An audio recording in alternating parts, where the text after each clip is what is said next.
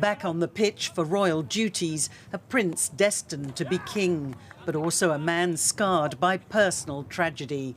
He was talking to footballers about mental health, a day after his devastating verdict that his mother's had been damaged by another national institution, the BBC. Well, there were 3 of us in this marriage, so it was a bit crowded. It wasn't just the reporter he blamed for using fake documents to get the interview with Diana, but Martin Bashir's bosses too. Today, his concerns were echoed by the Prime Minister while on a visit to a naval base in Portsmouth.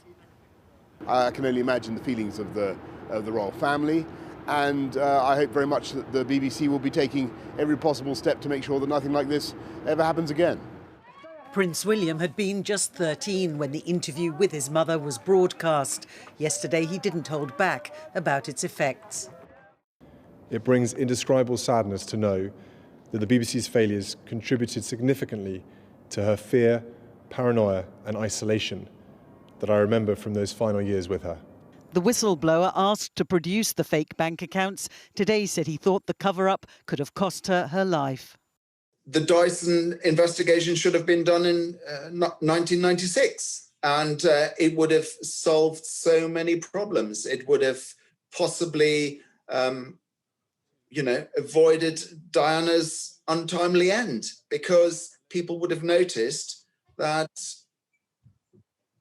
what was behind the interview was deceit and lies. One former BBC executive, Tim Suter, tonight quit his post at the regulator Ofcom. He and Tim Gardam, then head of weekly programmes, were said to have too readily accepted Mr Bashir was telling the truth about the fake documents. Another manager, Anne Sloman, and the former Director General, Lord Hall, was slammed for an investigation that was deemed flawed and woefully ineffective. Tony Hall now says he was wrong to give Mr Bashir the benefit of the doubt. But why then, some wanted to know today, did he return to the BBC as a reporter 5 years ago? I don't understand how Martin Bashir could have been allowed back into the BBC. That happened while Tony Hall was back as Director General. He would have known about the issues in the past. I don't think that was a wrong decision. This former regulator says reforms mean the culture at the BBC is different now.